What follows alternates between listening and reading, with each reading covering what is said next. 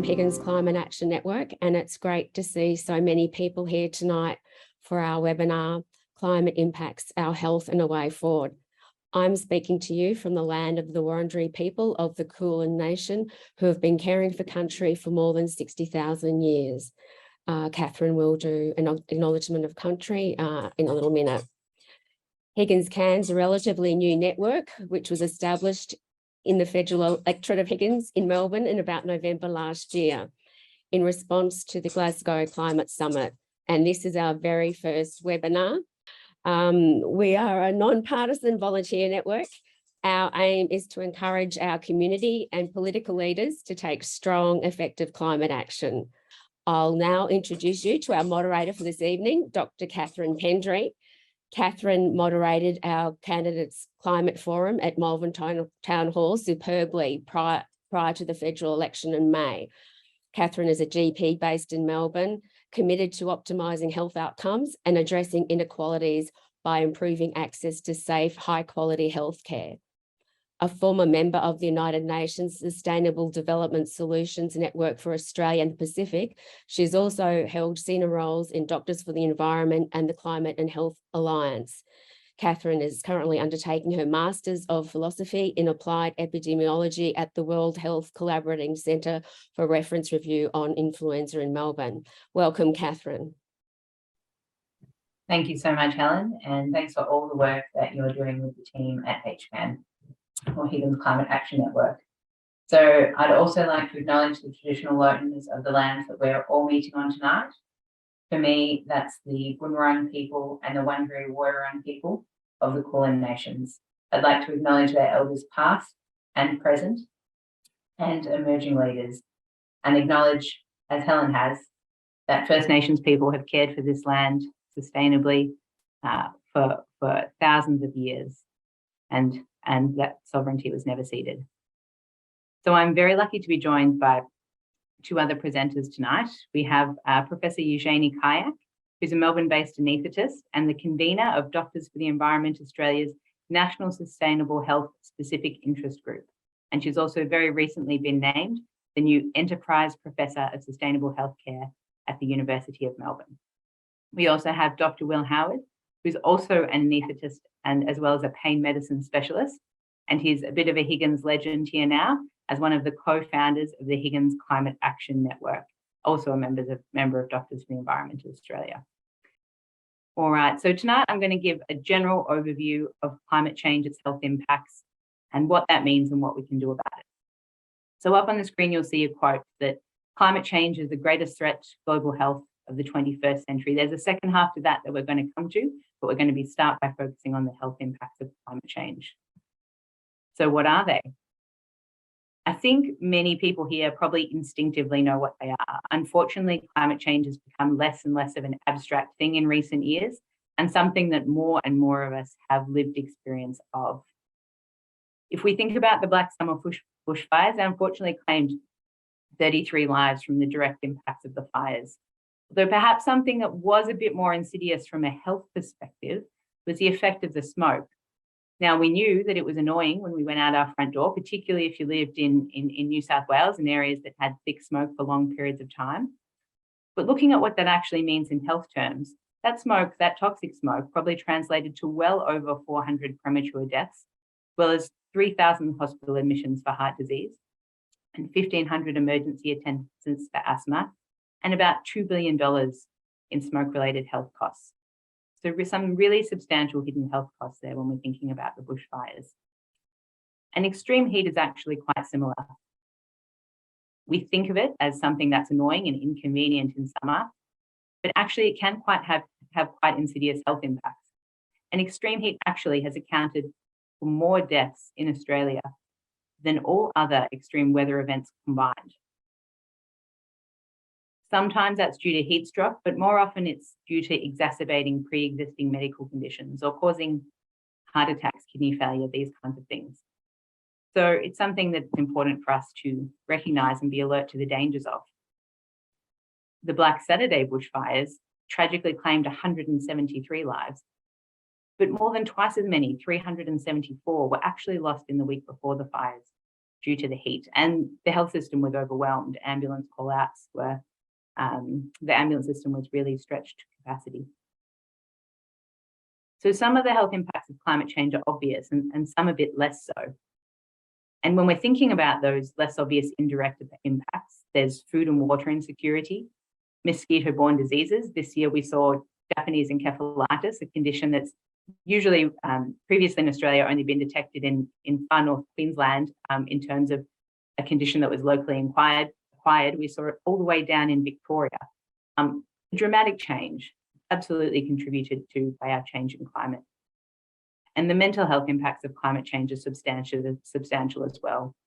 Again, it's due to a lot of the dislocations and the extreme weather events that we've discussed, but more and more people are also experiencing climate anxiety, particularly young children and adolescents who are growing up wondering what the world is going to look like for them. So these pictures that you've been seeing on the screen when I've been talking about health impacts, these are something that we've developed at the Royal Australian College of General Practitioners for doctors everywhere and health professionals, not just GPs, to put up in their waiting rooms so we can have conversations with patients about how climate change is impacting our health and why we need to act on it. And alongside climate change, we have the impacts of fossil fuels. So again, fossil fuels obviously contribute to climate change, but there are those indirect hidden effects, largely due to respiratory and heart disease. Harvard Medical School research has recently estimated that fossil fuels are responsible for 1 in 5 deaths globally. They really are the new smoking, and it's absolutely time for us to quit. So this is unfortunately where our fossil fuel smoking addiction's taken us. Unfortunately, global CO2 emissions are still rising, and so is the temperature. So the goal of the Paris Agreement is to keep temperatures below 1.5. Unfortunately, we're already at 1.1, and anything we emit stays in the atmosphere for hundreds of years. So we really need to clamp down and stop using our carbon budget nearly so fast. It really is time for an urgent public health response to climate change. So what does an urgent public health response to climate change look like? Well, the first thing that I'll say after I've spent a few minutes talking about the health impacts of climate change is that it's fundamentally important that we don't lose hope, that we're not overwhelmed, that we stay connected with each other. We don't lose the sight of the fact that this is something that we can influence. If we look at what happened in Australia in recent months, we finally had a climate election where people across the nation stood up and said that this was an issue that we cared about. And we absolutely need to stay positive.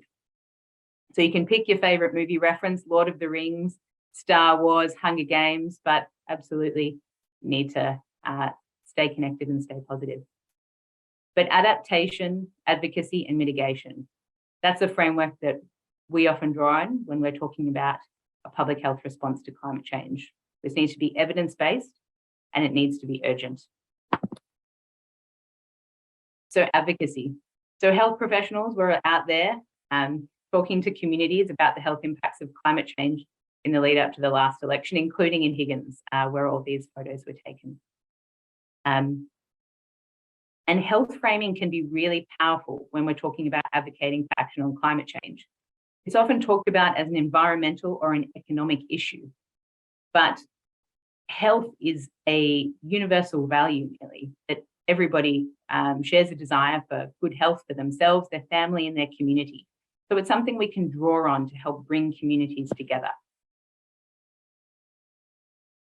If we think about some of the areas where Higgins Climate Action Network is looking at acting, we can take a health lens to a lot of those. Transport, for example, obviously contributes to climate change, and fossil fuel emissions hurt health as well. So by advocating for policies that speed up the transition to electric vehicles, we can absolutely help to slow climate change and have a health co-benefit. Air pollution due to vehicle emissions was estimated to have caused almost 2,000 deaths in Australia in 2005, more than the road toll. There's absolutely a good news story there and a health co-benefit. Similarly, switching from gas to electric heating and advocating for policies that promote that and make it more accessible can have health impacts. Methane is 25 times more potent for greenhouse gases CO2, and it's estimated to cause 12% of childhood asthma in Australia. Similarly, if we think about logging, native forest logging is still happening in Victoria. And again, forests are a massive CO2 sink, very important for the response to climate change, but also have other indirect health benefits in terms of maintaining thriving ecosystems and providing those ecosystem services that support health, providing clean air, clean water, regulating our climate, and protecting from pests and disease by having thriving biodiversity. So we can use a health frame when we're advocating on climate change, and health professionals are taking up their role and seeing it as an extension of their duty of care more and more to be acting on climate change. And so we've gone all the way from the streets of Higgins to Canberra and beyond in doing as much advocacy as we can in these areas. All right, adaptation. So adaptation is something we all need to do. In the health sector, we're asking the question, how do we make our health system resilient to the impacts of climate change? How do you keep your patients safe when it's 40 degrees at home and they don't have an air conditioning? How do you make a clinic, a hospital, flood-proof when it's been built on the banks of a river? So after advocacy from lots of groups, and particularly the Climate and Health Alliance, the federal government's exploring developing a national strategy for climate, health and wellbeing, which is about this, making a framework so that we can, as a health system across the country, begin to find local solutions within a national framework to ensure that we can be climate resilient. And finally, mitigation. Now that's something that we need to all do individually, at home, at work, and most importantly, society-wide. You'll hear more from Eugenie Kayak about what's happening in the health sector on this, but mitigation obviously is fundamentally important to slow the health impacts of climate change. We've recently seen national climate change targets adopted, and they're important alongside the state targets that already exist, but in and of themselves, they're not necessarily enough. We need to reach our targets and make them more ambitious as we go forward. And in particular, we need to ensure that there's no new fossil fuel developments. Otherwise, our targets are definitely not going to be enough. So that's our framework for understanding climate change as a health issue and advocating, adapting, and mitigating to it. Because absolutely, climate change is the greatest threat to health of the 21st century, but it can also be an opportunity, as I've tried to outline tonight, to actually address some of the health challenges we're already facing and move to a healthier, more sustainable future. All right, in the interest of time, we might move straight on to Professor Eugenie Kayak and hear from her about her take on climate change health, and she's particularly going to focus on health sector sustainability. Thanks very much, Eugenie. Thank you, Catherine, and good evening, and thank you for inviting me to speak tonight. It's an absolute pleasure to be talking with you and Will Howard, both of whom you have known for several years. So I'd also like to begin by acknowledging the traditional owners of the land that I'm on this evening, and for me it's also the Wurundjeri people of the Kulin Nation, and pay my respect to their elders past, present and emerging. And again, also reflect on their deep understanding for millennia of the inextricable link between health and well-being and our environment. We have a lot to learn from them as a people. And that is, I think, also reflected in Doctors for the Environment Australia's vision, which we've had for over 20 years, healthy planet, healthy people. You can't really split them. As Catherine said, I'm also the newly appointed Enterprise Professor at the University of Melbourne of Sustainable Healthcare, which is a fantastic initiative, and I think an appointment I'm very honoured to fill, because it also, I think, shows that this is really an area that is emerging rapidly and needs a lot more expansion and expertise in it, and that's what I'll be endeavouring to do. So I put a poster up here. Catherine's told you, and about the devastating impacts of global warming and how it impacts on all sectors of our society. This is a really old poster and it's not a good one. I get told that the graphics are horrendous, but why I put it up there is it was actually produced by the AMA and DA over 15 years ago. And it's just to remind us all that we have known about this for 15 years or more. We have known for more, but we've really squandered the last decade or two. We've already squandered the critical decade when it comes to action on climate change, and now there really is no time to lose. And if we needed to be reminded of that, the recent IPCC reports that were published this year, I don't suggest for a moment that you read them, but I would suggest that you look up what the UN Secretary General Antonio Guterres said on his little YouTube clip. Really, it's now or never. In his words, the IPCC report was a file of shame, cataloguing the empty pledges that put us firmly on track towards an unlivable world, a fast track to climate disaster, which does sound pretty devastating. But as Catherine said, we really need to have hope, and it's up to us to create that hope and to pave the pathway for our future. And one of the things that the IPCC report did point out, which is what I take to heart, is that right now in 2022, we really do have the tools. We have the tools to turn our emissions around, our economies around, and to slash our greenhouse gas emissions. And we might have squandered the last decade, but a decade ago, that kind of change in society would have been relatively difficult. So now is the time to act. And that's what I'm going to talk about a little bit, what I've done over the last decade or two and what we've done in the health profession, how we can act. So about 10 years ago, when I really thought, what am I going to do? I read a book by Laurie David. It was about stopping global warming, an activist's guide, what to do. And one of the main take-home messages I got from it was to work in your cohort, in your community. Try and influence the people you know or the people that you are close to. Might be who you live near, who your family are, and might be your colleagues. For me, it was working with Doctors for the Environment Australia. Well, we had a lot of work that we needed to do, not only about protecting health through care of the environment, but also when it came to healthcare and getting healthcare in order, getting our own house in order. I think it's really important to get your own house in order, whether that be locally, nationally, or within a sector. And I'm not sure if you're aware, but in Australia and globally, healthcare is actually part of the solution. It exists to protect and maintain health and well-being, but it's adding to the problem.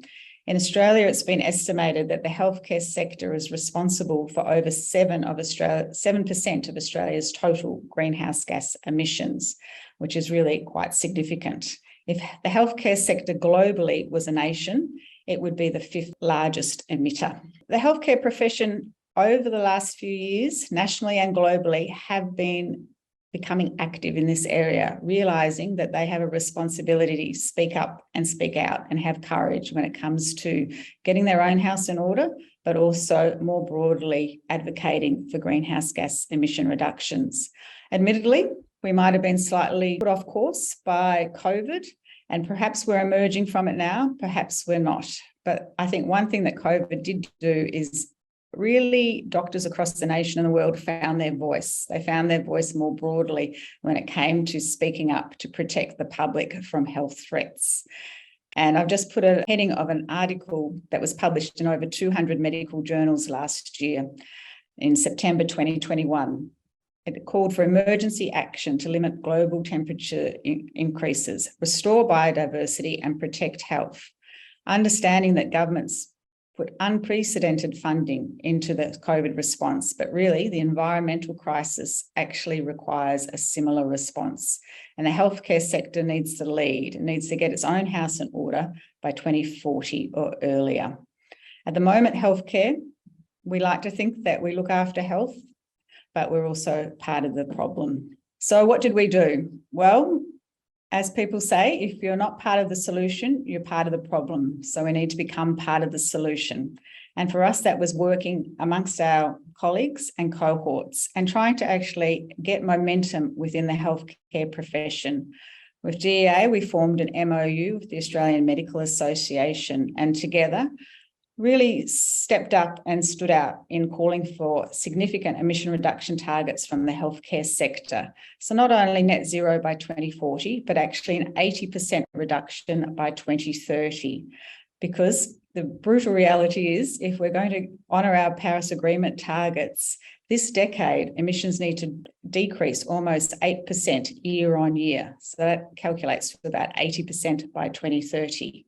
Really pleasingly, the Victorian ANMF also support those targets, and they're in line with the NHS, one of the biggest healthcare organisations in the world. Part of that was then also bringing the broader medical profession on board.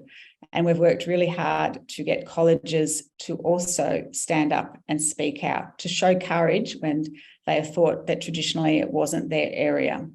But as I say, I think the power is in working with your own sector, your own cohort. Catherine showed a communique that was just released 2 weeks ago.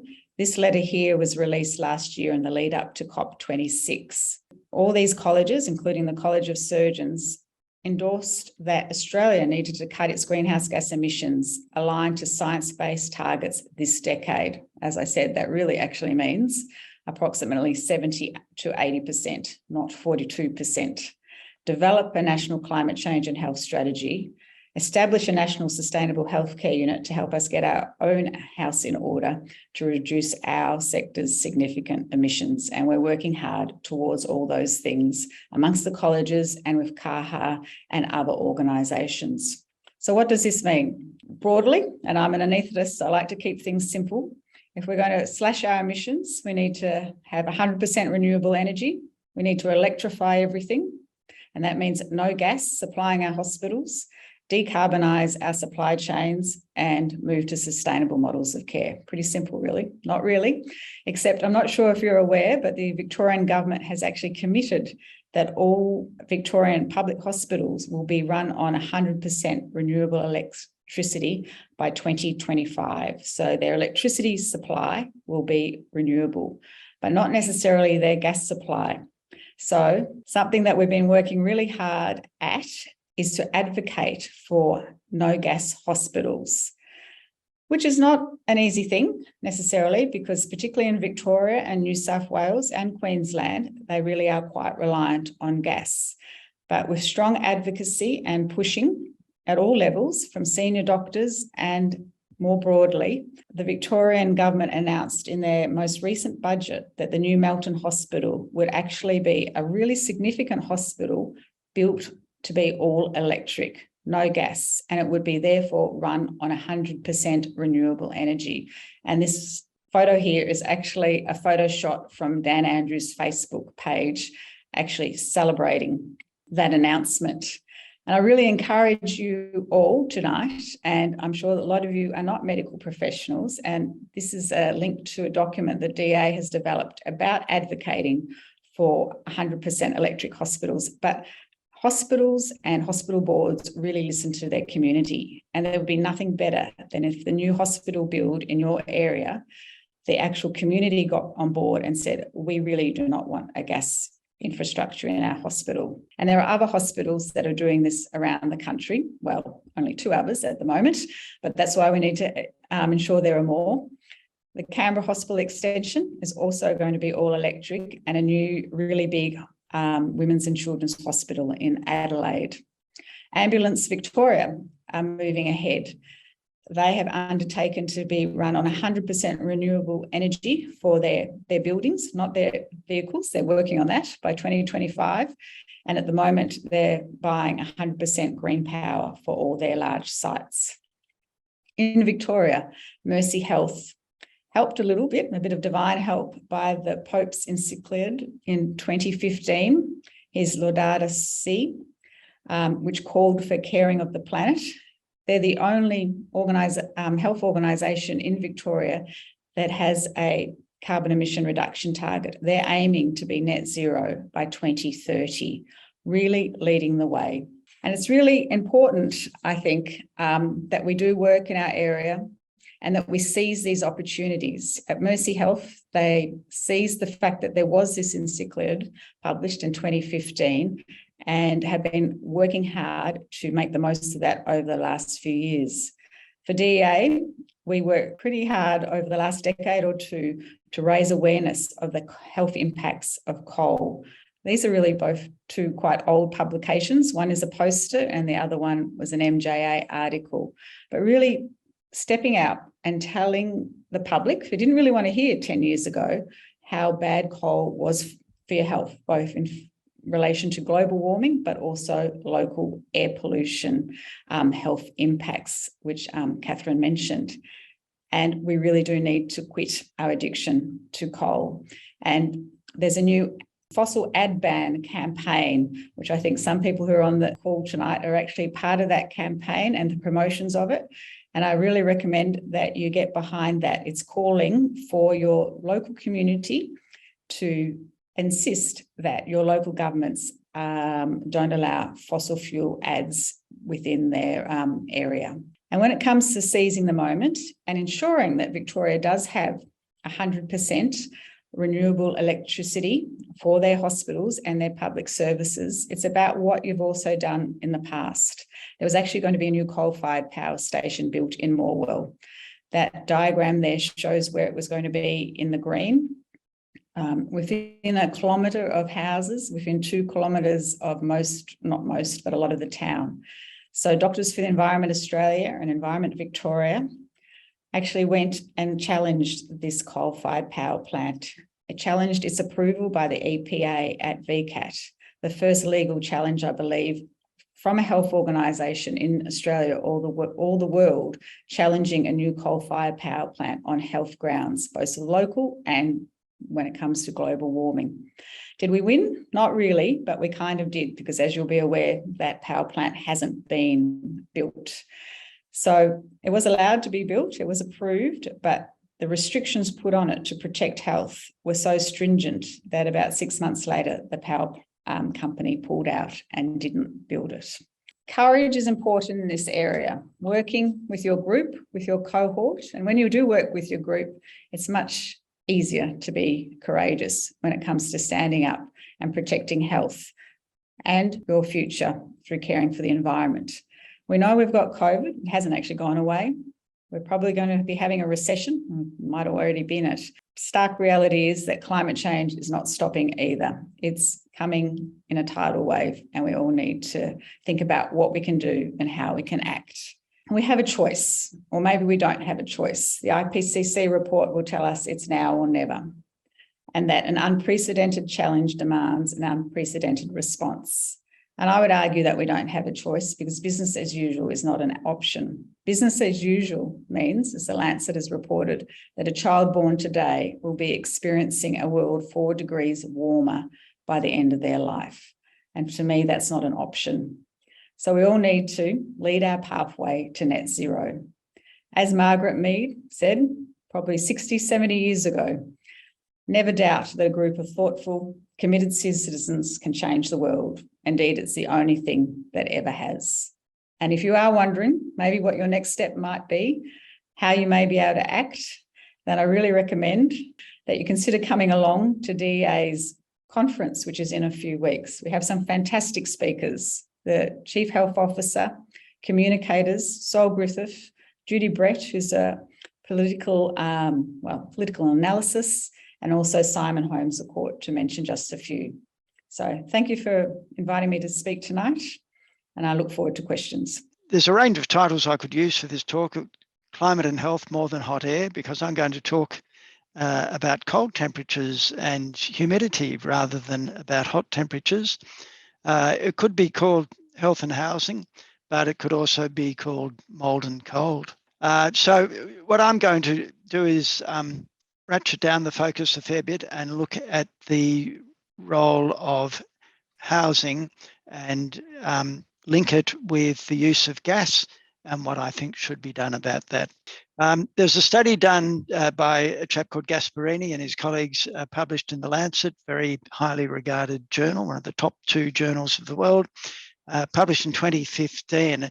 And what he did, he looked at excess mortality attributable to temperature effects, whether that was high temperature or low temperature. Well, firstly, it found that about 7.7% of deaths could be attributable to temperature effects. But interestingly, most of those effects were due to cold. So it's not to in any way deny what Catherine was talking about earlier tonight, that excess mortality occurs with extreme heat. But what he found was that the effect of extreme temperatures was rather less than the effect of moderate to extreme temperatures, particularly cold temperatures. And other workers have found that excess mortality tends to occur in where the climate is temperate to cool rather than in actual cold climates. I think this is explained by housing largely, that in a cold climate, people have got suitable housing, but in temperate climates, they do not. A colleague from Canada remarking to me a number of years ago that he was much colder in Melbourne houses than he ever was in Canadian houses. Now, moving to somewhere not that far away from us, to New Zealand, a group of researchers led by Philippa Howden Chapman published a report in the BMJ, again, another highly esteemed journal, in 2005. And what they did then was they studied houses in lower socioeconomic groups, so the lower 3/10 of socioeconomic groups. Half of them got insulation to the New Zealand government standard, and the other half did not. What were the outcomes a year later after another winter? In the houses where insulation was installed, there was a 50% reduction in likelihood of reporting poor or only fair health. There was a 50% reduction in admissions to hospital for respiratory conditions. There was improved mental health. Children had 50% less days off school. Adults had 40% less days off work. And the inhabitants reported improved social, emotional, and physical functioning. Same group of researchers in 2017 looked at the effect of installing installation plus heating. Previously had hospitalizations due to cardiovascular or respiratory reasons. There was a statistically significant and clearly demonstrable reduction in mortality. So you would think that it would be desirable to target the households of lower economic regions. And I might say that that 2017 study from New Zealand was a response by the New Zealand government to the global financial crisis, where they stimulated the economy and targeted by putting it into low-income households. As far as I'm aware, very little happened in Australia in that regard. It wasn't used as a stimulus, other than there was briefly a small program, the Low-Income Energy Efficiency Program, operated by the Federal Department of Industry, Innovation and Science. There was $55 million in grants, and it ceased in 2016. So rather disappointing, I think. So we've had another big event, and that is the pandemic. And in 2020, an alliance of groups from entities such as the Victorian Council of Social Services, Brotherhood of St. Lawrence, et cetera, advocated to use the stimulus which governments felt was necessary in response to COVID to again target poor households to improve housing. Amongst their proposals, they requested fully funded retrofitting packages for low-income homeowners, for users of social housing, and for low-income renters, subsidies to replace inefficient appliances, whether gas or electrical, and disclosure of energy efficiency ratings for all homes, whether new or existing. That's already mandatory in the ACT, in Europe, and in other parts of the world. To my knowledge, request was not acted on, although the Victorian Gas Roadmap refers to a number of programs which partially acts on it. However, it's still problematic, as you can see. So this is an article that was in The Age only a couple of days ago. It refers to the fact that the World Health Organization recommends a minimum indoor temperature of 18 or more degrees Celsius. In June and July, renters in New South Wales, ACT, Victoria and Tasmania experienced less than 18 degrees for more than 80% of the time. If you compare that to a homeowner in an energy efficient time, they will have less than 18 degrees for less than 5% of the time. So it's clear that a lot more work needs to be done. There is a National Construction Code, and that gets updated every 3 years. And the next update is due September this year. Renew has pointed out that it's a decade since energy standards were lifted and Australia is lagging behind. Part of the recommended code will be to lift energy ratings from 6 to 7 stars for new homes and to introduce an energy budget. They point out, and this is supported by work by multiple entities, that if we delay these sorts of energy efficiency requirements in the code, it's going to cost $2 billion in wasted energy bills to households, so that's all of us, by 2030, and it's also going to lock in another 15 million tonnes of carbon emissions. So there are huge benefits by having high efficiency and dropping gas connections to go all electric. The state and territories have declared their support, but we need to lobby federal MPs to support this new standard. And if you go on the Renew website, they'll advise you how to do that. So the Victorian government has produced the gas substitution roadmap recently. It's got some good, some bad, and some ugly. So good things like the solar home programs. I've listed some of the benefits of that. There is a home heating and cooling upgrades program targeting vulnerable and low-income Victorian households and includes the installation of reverse cycle air conditioners for heating and cooling. And social housing, the new buildings will be all electric and existing buildings will be moved from gas appliances to electric. However, there's a fair bit of kicking the can down the road. So for renters, standards for ceiling insulation and draft proofing are for future consideration, and home energy performance. So there has been a draft, and that will, quote, help inform future disclosure policy in Victoria. And what's really ugly, I think, is that, yes, the Victorian planning provisions are going to change so that connection to gas will no longer be mandated for new dwellings. But at the same time, the Victorian government has the Energy Safes website in Victoria, which says natural gas and LP gas are popular choices for home heating, water heating, and cooking, etc.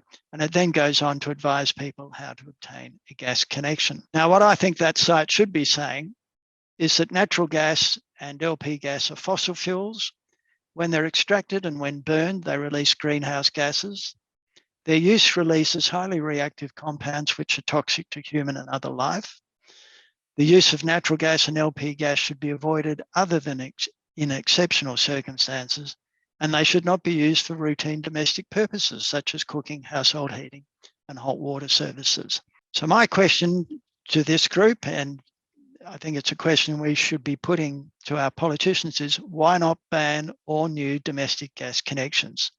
We know they're harmful to the household. We know they're harmful to the planet. We know they're expensive. Indeed, in the roadmap, it says that if a typical household currently using gas for heating hot water and cooking switches to efficient electric appliances for those purposes, they'll save around $1,000 per year. If their switch includes installing a small 6.6 kilowatt solar photovoltaic cell system, they'll save double that. They'll save over $2,000 a year. What I've tried to demonstrate is that we need better dwellings. We need high standards for insulation. So we should be lobbying our federal MPs regarding the National Construction Code 2022. New dwellings should include electrification of all appliances. Again, that should be part of the National Construction Code for 2022. Lobby the federal MPs. And there should be no gas at all for new dwellings. And we should lobby our current state MPs, and we should lobby all those who are being candidates for the upcoming state election. My takeaway message is better dwellings, and that means insulation and no gas, results in healthier lives and cheaper lives for the inhabitants. How do we lobby? We started in spring 2021. That was after the lockdown, and we did vigils. The vigils had young attendees, they had old attendees, We recruited supporters by preparing a leaflet and getting it out to our community. We handed out the Climate Action Now signs from ACF. And importantly, we made sure that we had good infrastructure with weekly emails to supporters and a highly functioning website. The Candidates Forum, which was a huge logistic exercise. I've listed some of the challenges there. And we really benefited from the fact that some of our group had experience in project management. But there's no point having a candidates forum unless you get people there. So we had a great flyer and we letterboxed and we letterboxed and we letterboxed. Went very well, and it helped us get the personnel to letterbox our election scorecard, which was letterboxed and also distributed at pre-polling and polling booths.